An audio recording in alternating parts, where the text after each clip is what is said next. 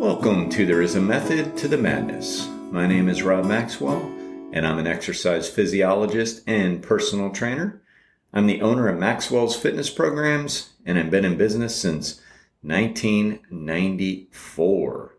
Today's podcast is brought to you by Jonathan and Lyn Gildon at the Gildon Group of Realty Pros. They currently have over 275 star reviews on Zillow, and they are absolute professionals. If you're looking to sell your home or your business, and if you're looking to maybe buy, give them a shout. I absolutely vouch for them. Their information can be found in the show notes. Simply click and go. And speaking of the podcast, I ask that you please subscribe to this program, no matter where you get your podcasts, whether it be on Spotify or Google Pod or Apple Podcasts or wherever else. There are a few others that we use, iHeartRadio. So wherever that is, please hit the subscribe button. That really helps me. And also rate the show. Please give it 5 stars. That helps. All right, so today I'm going to talk a little bit about simplification with working out, with strength training, and what we call hypertrophy training. All right, so you might think of those things as the same thing. And in a sense, they kind of really are. I mean, we're really getting into the minutia when we start to talk about differences between muscular strength adaptations and muscular size adaptations and muscular endurance adaptations and power. Those are all things that can come about from a strength training workout. And by manipulating the acute program variables a little bit, or the variables of the program, we can kind of shade towards one of those areas over another. All right. But there's a huge association between muscular strength and muscular size. I can remember being in graduate school, and I took that argument, and I really don't remember why. I think my advisor and my professor at the time, Mr. Gerald Gergley, Professor Gergley, who is still a mentor to me. He was such a great leader in our program there. So I think he assigned it to me because he knew I was into strength training, and he wanted me to help educate the class because there was was a lot of confusion over that. So even at the graduate level, we had people that would still say things like, well, that guy is kind of big, but he's not very strong. And you still hear that sometimes, and maybe you're listening to this and you're one of those that just, wants to be like real toned and real skinny and, want to get stronger and all that. Okay, bear with me. Just hang in there. I know I'm talking about muscle mass and size, and that's maybe a turnoff to some segment of the population, but bear with me here because this is going to apply to everybody. It's very important to know and to understand. So there is still that sort of misguided belief, basically that there's a huge difference between the two. I can remember a client meaning well one time and saying, well, he's super strong, which is kind of unusual because he's not a very big guy.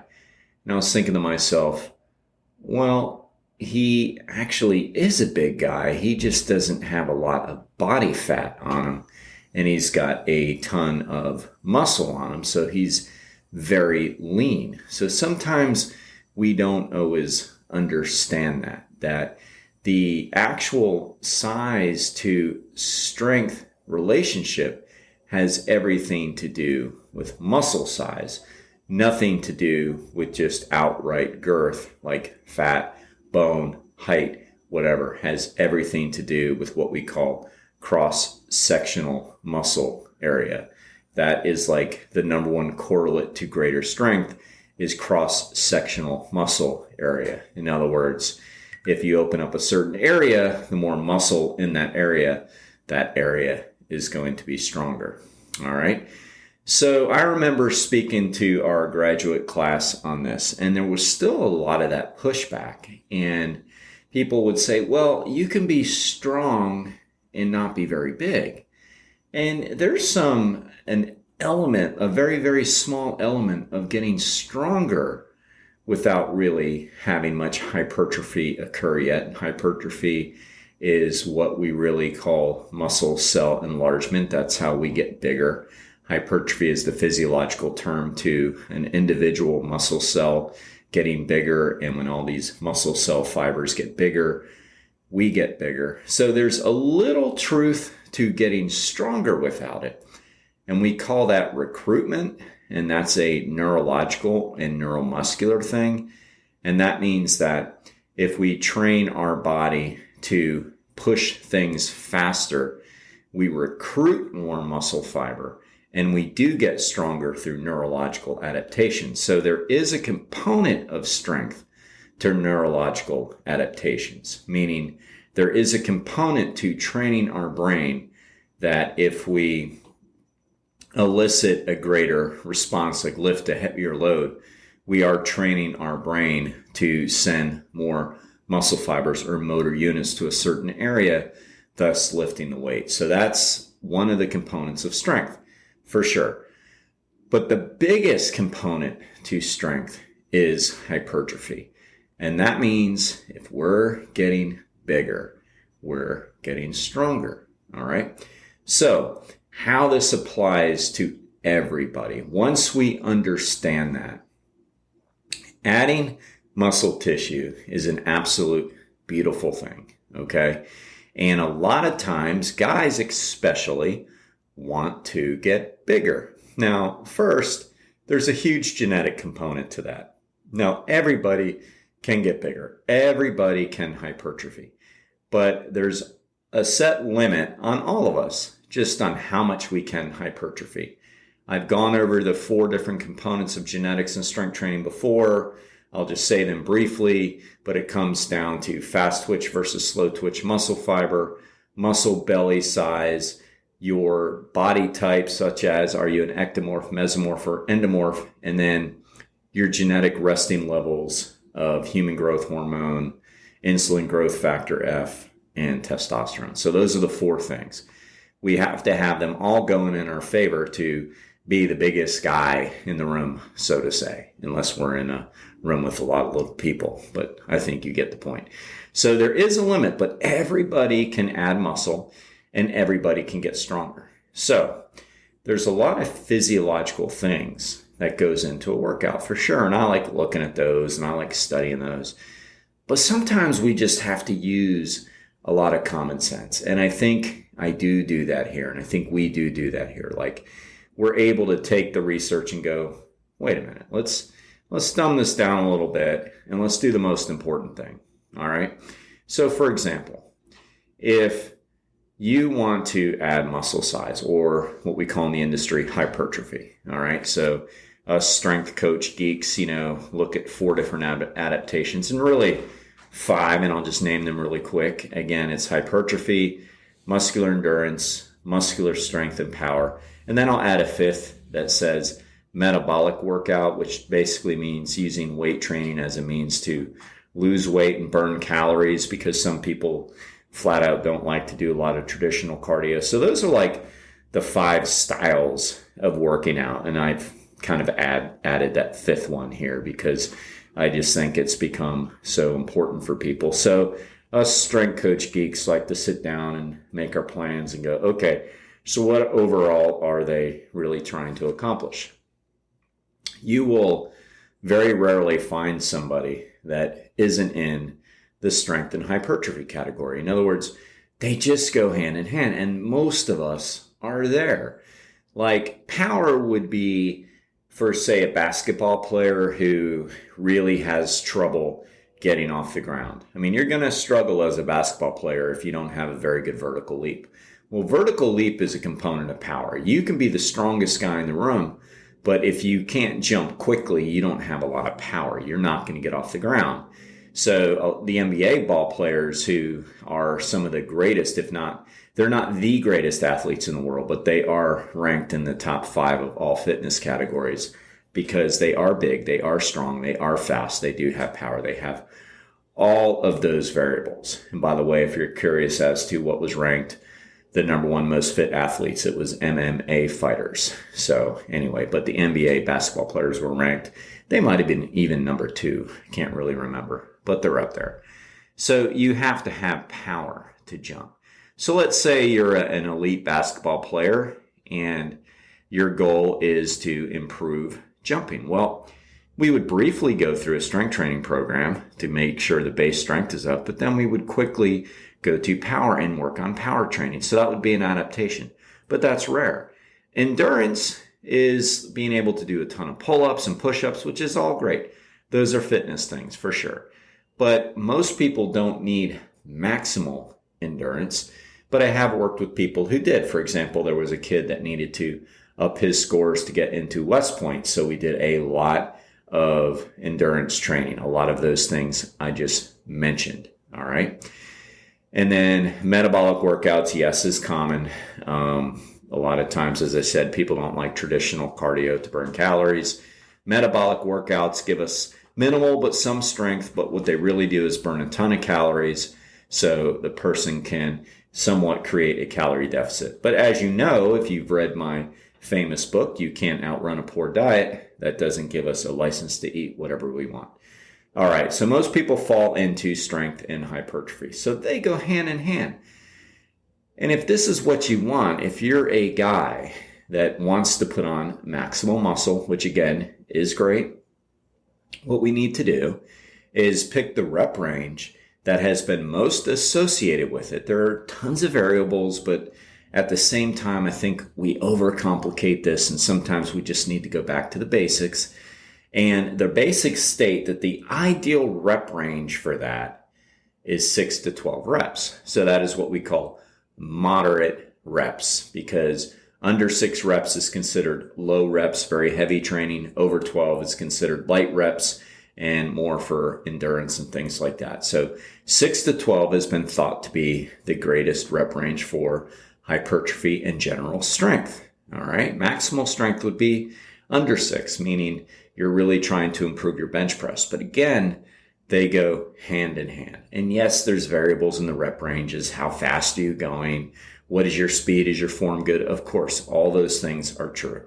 But again, we can get so caught up in the minutia that we forget that most of the qualitative and quantitative research states that 6 to 12 reps is ideal for hypertrophy. Not that you can't get it otherwhere, but ideal. All right. So if we know that, then the best way to maximize it is to use the most weight we can in that rep range on every exercise that targets the muscle group we're trying to target. And voila, that is truly the way to bigger muscles. And that's where strength and hypertrophy go hand in hand. Now, last month, you may recall, or you may not, doesn't matter because I'll briefly tell it anyway, I broke a rib. Doing something silly, broke a rib. Second time I've done it. First time was a little better than the second time, meaning at least I did it surfing. Second time, I don't even want to get into it. Stupid. Anyway, okay. I was laying on the floor, plain and simple, concrete floor, stretched my quad by leaning back to pull up, lifted up on my rib funny. There you go. Anyway, much better story to say I did it when I was surfing because that's the truth the first time. So anyway, I was limited as to what I could do for strength training because many things hurt. If I sat on the leg press and brought my knees back, that bothered the rib. If I did squats, that bothered the rib. If I laid back and did bench press, it bothered the rib. So I said, okay, let's nip this in the bud, not be stupid. Let's let this thing heal. So I sat down and did what I like to do, which is basically design the exercises and rep ranges. And I like to make myself and other people a plan for basically a month at a time. So I sat down, decided I should do a full body workout simply because there wasn't a ton of exercises I can do. And essentially the exercises I could do were seated exercises with a backrest. So I said, all right, so what are the exercises I can do for that? So I sat down and I came up with ab and adduction, leg extension, leg curl, seated dumbbell curl, standing tricep press down was fine. I'm trying to think.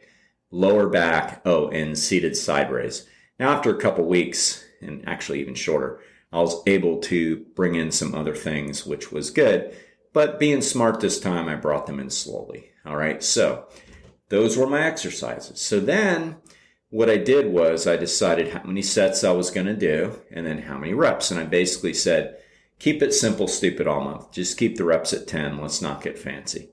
So my reps were 10, my sets were around 3, and I started out with a certain amount of weight. Every time I worked out, or at least once a week, I was trying to overload, which is what we should do, the weight in the same rep range. So I was trying to use more weight in the same rep range of 10, so it really wasn't a range. So the same reps of 10, and I'm always conscious of being qualitative, meaning I always attempt to keep the best form that I can, all right? And I think my form is really good. So I started with weight, and then it was pretty cool, which is what prompted this podcast.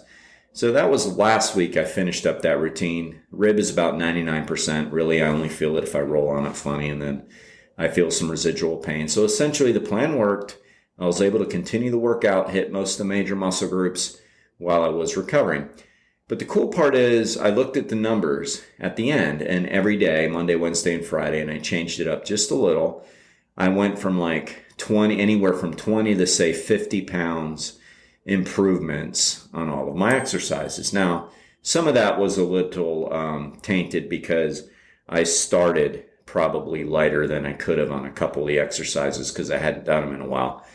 But I gained at least 20 pounds across the board fairly on all of the exercises just by being mindful about it. I mean, psychologically being mindful of it, and physiologically, that's what our body's going to do if our mind is mindful and we do the work. So I thought that was pretty cool. I'm like, oh, that's good. So my leg extension went from using 90 pounds at the beginning of the month to using 120 pounds at the end of the month.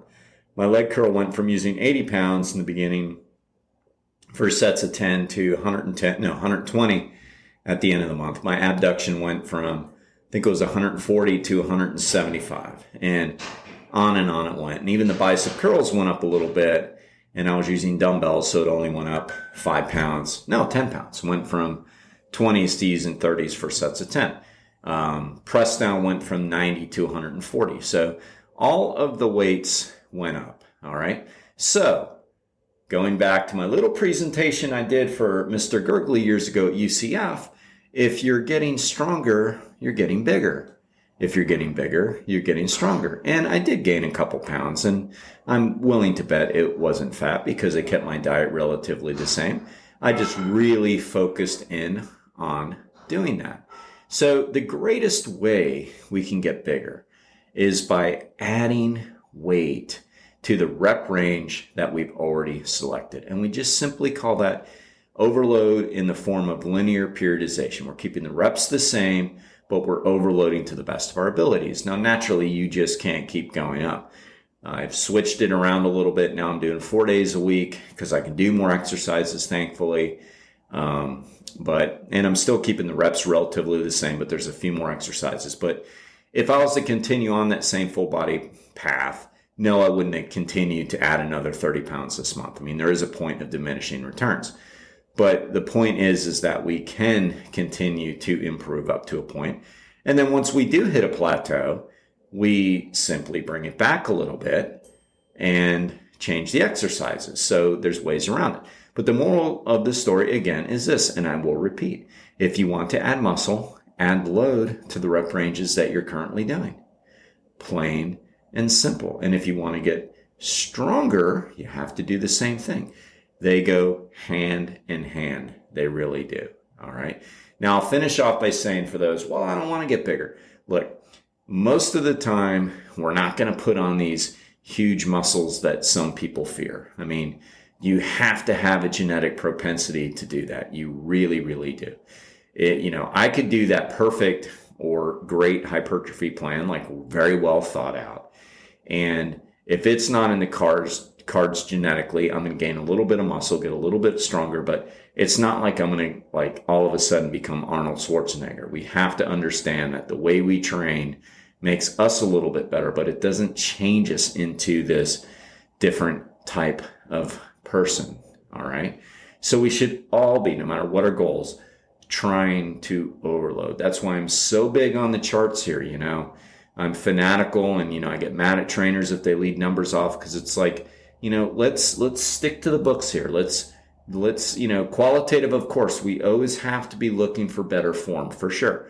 But there is beauty in the numbers as well. And I can tell you this, whenever I've exasperated a nagging injury that hasn't healed on me as fast as I wanted to, it's always because I've gotten off the course and tried a load I wasn't ready for because I wasn't overloading. I just tried it, or I started doing like all these extra sets that weren't in the plan. So it's like, and the older you get, the less you can get away with stuff like that. You can play around as a kid, but like as we get older, we want to stick to the plan. If we got 3 sets of 10 and we're going to try to use as much weight as we can in that 3 sets of 10, then we should do that and then leave it at that. So there is absolutely a method to the madness of planning and overload and paying attention to numbers and the qualitative function of it, meaning form. Because yes, we don't just want to overload an exercise that is being done properly, all right?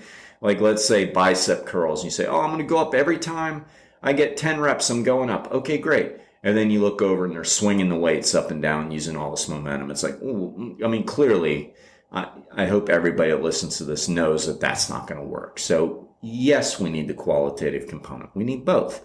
Quantity, let's measure it. Qualitative, let's keep the form down. All right. And speaking of qualitative, let's go to a qualitative chiropractor.